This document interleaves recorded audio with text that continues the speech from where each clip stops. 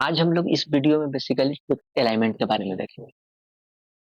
Text alignment होता क्या है उसको पहले समझेंगे। तो टेक्स्ट अलाइनमेंट करते कैसे हैं उसको देखेंगे। फर्स्ट स्टेप होता है कि हम लोग टेक्स्ट अलाइनमेंट क्या होता है। जैसे आप जान, आपको नाम से पता चला अलाइनमेंट। अलाइनमेंट का मतलब होता है अरेंजमेंट। मतलब आप किसी भी टेक्स्ट को मतलब किस तरह से अरेंज कर रहे हैं। बेसिकली कहने का मतलब ये है कि अगर आप कोई टेक्स्ट लिख रहे हैं, जैसे मान लीजिए कि ये आपका लैपटॉप का स्क्रीन है। एक एग्जाम्पल हम लोग लेते हैं। तो एक लैपटॉप का स्क्रीन है। अगर आप कोई भी टेक्स्ट HTML में लिखते हैं तो वो जो टेक्स्ट स्टार्ट होता है, वो text by default left side से स्टार्ट होता है। जो आपको लेफ्ट साइड स्क्रीन के लेफ्ट साइड से वो टेक्स्ट स्टार्ट होता है, लेफ्ट साइड से स्टार्ट होता है। अगर आप कोई रजिस्ट्रेशन फॉर्म बना रहे हैं, जैसे इसमें भी एक एग्जांपल है, अगर आप कोई रजिस्ट्रेशन फॉर्म बना रहे हैं तो आप सबसे पहले क्या कीजिएगा कि यहाँ पे आप रजिस्ट्रेशन फॉर्म लिखिएगा। जैसे हम शॉर्ट लिख दे रहे हैं रजिस्ट्रेशन रजिस्ट्रेशन फॉर्म। तो क्या आप आपका जो रजिस्ट्रेशन फॉर्म के अंदर नेम होगा, जो आप डेटा इनपुट लीजिएगा किसी भी स्टूडेंट्स से, अगर आप स्टूडेंट रिलेटेड बना रहे हैं या अगर आप कंपनी रिलेटेड बना रहे हैं तो किसी भी कंपनी या प्रोडक्ट रिलेटेड बना रहे हैं, प्रोडक्ट या फीडबैक रिलेटेड बना रहे हैं, तो क्या आप उसको जो टेक्स्ट लिखिएगा इनपुट लेने के लिए, वो क्या टेक्स्ट यहाँ पे रहेगा, आपका लेफ्ट में रहेगा। तो उसका जब लेफ्ट में रहेगा तो जो आप वेब पेज डिजाइन कीजिएगा वो वेब पेज आपको अच्छा नहीं लगेगा। क्या करिएगा, उस टेक्स्ट को सेंटर में लाइएगा। आज बेसिकली हम लोग यही देखेंगे कि किसी भी टेक्स्ट को सेंटर में कैसे लाएं। तो एक कंडीशन ये भी हो सकता है, ये तो पहला कंडीशन है। पहला कंडीशन है कि टेक्स्ट को सेंटर में कैसे लाएं। दूसरा कंडीशन हो सकता है कि आप टॉप से लेफ्ट टॉप से कोई भी टेक्स्ट को कैसे उसको नीचे लाएं। मतलब टॉप से नीचे लाने का बेसिकली उसको कहने का मतलब कि मार्जिन, टॉप से मार्जिन कैसे दें। मतलब बेसिकली टॉप से भी, लेफ्ट से भी, राइट से भी और बॉटम से भी उसको सेंटर में कैसे लाएं। यही अलाइनमेंट हम लोग आज देखने वाले हैं HTML में। चलिए हम लोग स्टार्ट करते हैं अपने विजुअल स्टूडियो कोड से और देखते हैं कि कैसे अलाइनमेंट होगा। उसके लिए सबसे पहले हम लोग अपना विजुअल स्टूडियो कोड ओपन करते हैं। और विजुअल स्टूडियो कोड ओपन करने के बाद क्या करते हैं कि हम लोग अपना एक फोल्डर बनाते हैं आज। अगर हम लोग अलाइनमेंट टॉपिक पढ़ रहे हैं तो अपना फोल्डर का नाम भी क्या रख लेते हैं, अलाइनमेंट रख लेते हैं। अपना टॉपिक का नाम भी क्या किए कि हम लोग अपना अलाइनमेंट रख लिए। अलाइनमेंट के अंदर क्या करेंगे, अलाइनमेंट के अंदर जाकर हम लोग सब फोल्डर बनाएंगे।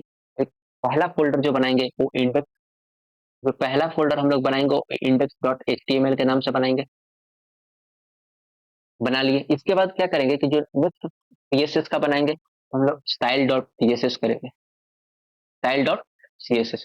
हम लोग यहाँ पे दो फोल्डर बना लिए। दो फोल्डर हम लोग क्यों बोले, क्योंकि index dot H T M L में हम लोग HTML का कोड करेंगे और स्टाइल डॉट CSS में जो HTML का कोड करेंगे, जो टेक्स्ट करेंगे, उसको क्या करेंगे, अलाइनमेंट निश्चित से करेंगे। क्योंकि आप जितना भी प्रॉपर्टीज यूज करते हैं, जितना भी कलर्स प्रॉपर्टी होगा, टेक्स्ट को अलाइनमेंट कीजिएगा या किसी भी तरह का प्रॉपर्टी जो आप अपने वेब पेजेस पे डिस्प्ले करवाना चाहते हैं, फ्लेक्स करवाना चाहते हैं, तो वो किसकी मदद से होता है, वो CSS की मदद से होता है।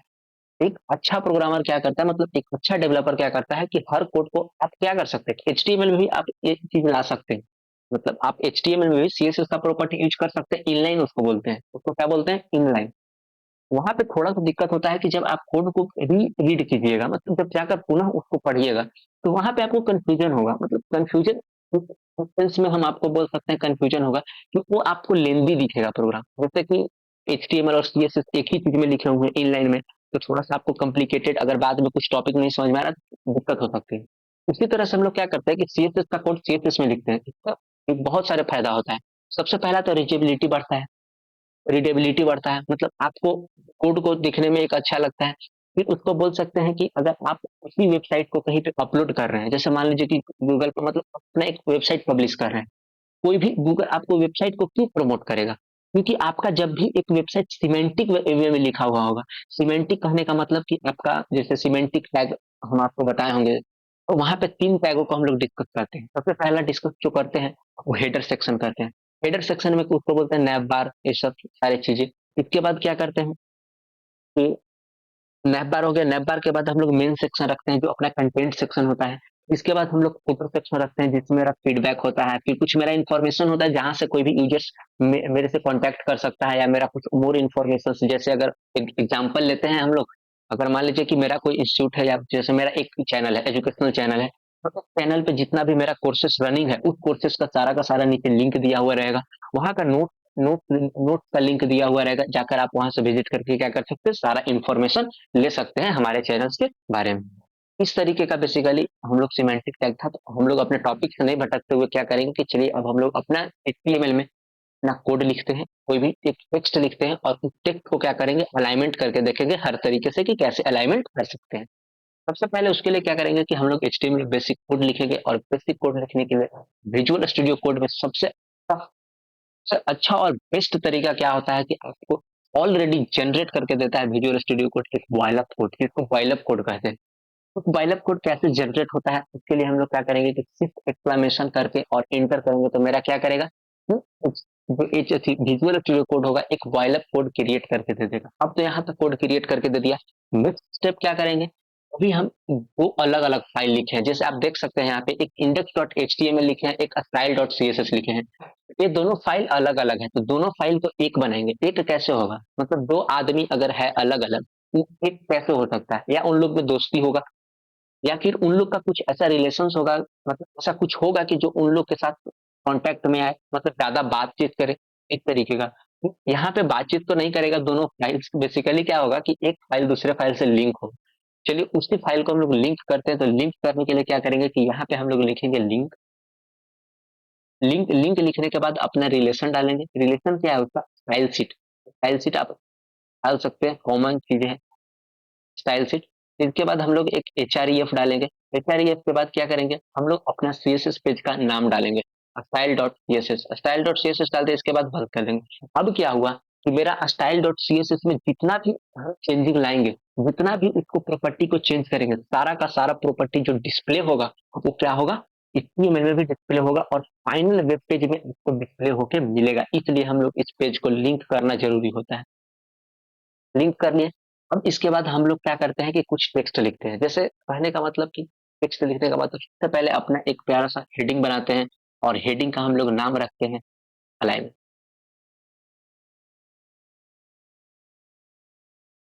जैसे आप देख सकते हैं कि हम यहाँ पे एक क्या किए कि हेडिंग लिख दिए, text alignment.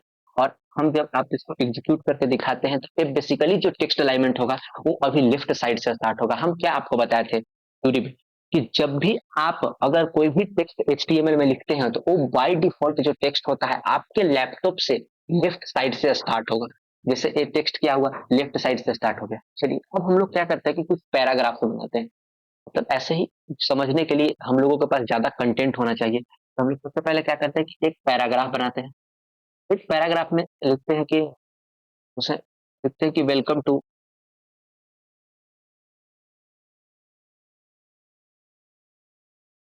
To this tutorial. हम लोग लिख दिए वेलकम टू दिस ट्यूटोरियल। अब जब इसको एग्जीक्यूट करके आप देखिएगा, जब इसको एग्जीक्यूट करके देखिएगा, तो सबसे पहले आपका एक हेडिंग आया, फिर आया एक नीचे आपको पैराग्राफ लिख के वेलकम टू दिस ट्यूटोरियल। हम लोग अपना अलाइनमेंट शुरू करते हैं।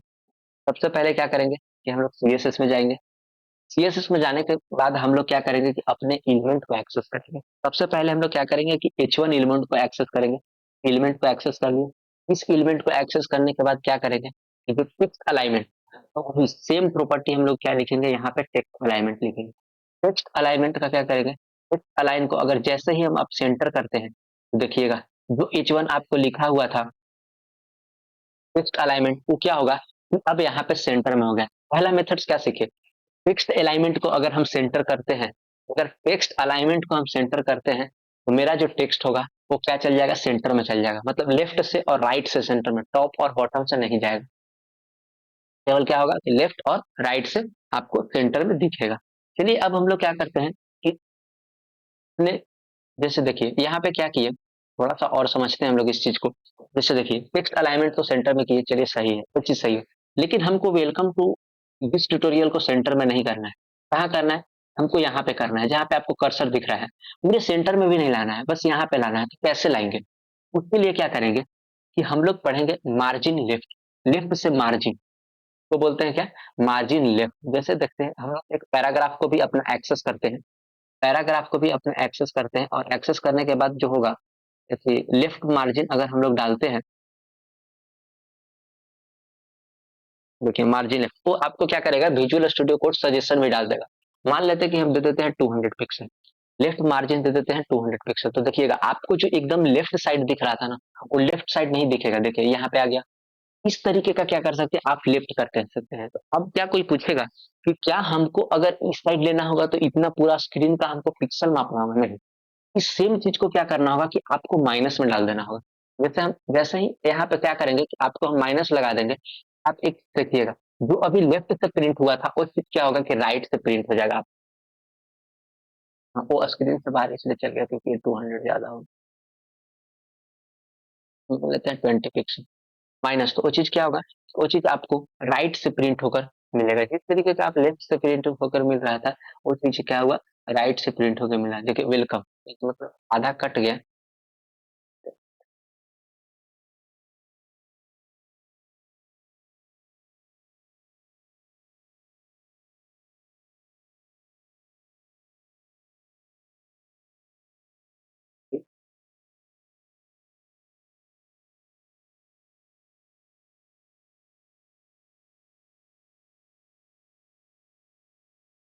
हम लोग थोड़ा सा यहाँ पे मार्जिन राइट करेंगे।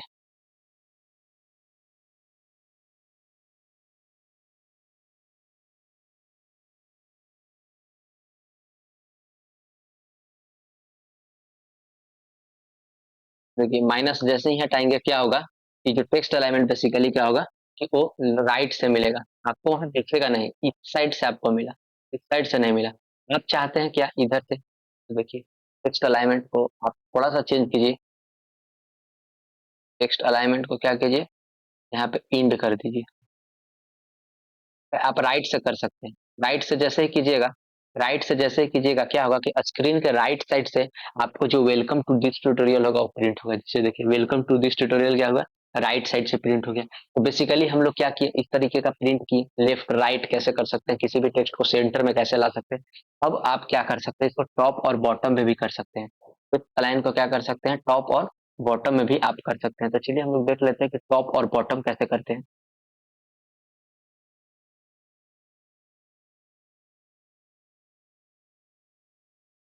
टेक्स्ट लाइन,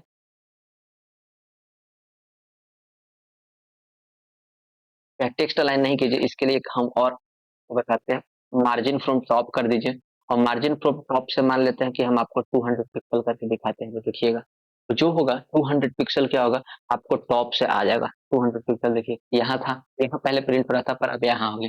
तो इस तरीके का क्या कर सकते हैं आप, बेसिकली आपके बॉटम से भी अप्लाई कर सकते हैं। तो हम लोगों ने क्या किया, चार प्रॉपर्टीज को देखा। सबसे पहले क्या, मतलब किसी भी टेक्स्ट को सेंटर में कैसे अलाइन करते हैं, किसी भी टेक्स्ट को हमको अगर अपने अकॉर्डिंग जितना भी उसको अलाइनमेंट करना होगा उसको कैसे कर सकते हैं, जैसे लेफ्ट से, राइट से, टॉप से, बॉटम से। इस सारे प्रॉपर्टीज को समझे, और यही समझना था इस लेक्चर में कि हम लोग टेक्स्ट अलाइनमेंट कैसे करते हैं। ये लेक्चर बहुत छोटा होगा लेकिन बहुत इंपॉर्टेंट टॉपिक था, इसीलिए हम इस लेक्चर पर एक वीडियो बनाते कि आखिर टेक्स्ट अलाइनमेंट कैसे करते हैं HTML CSS में, वो यूज करके, तो उसको आप समझें।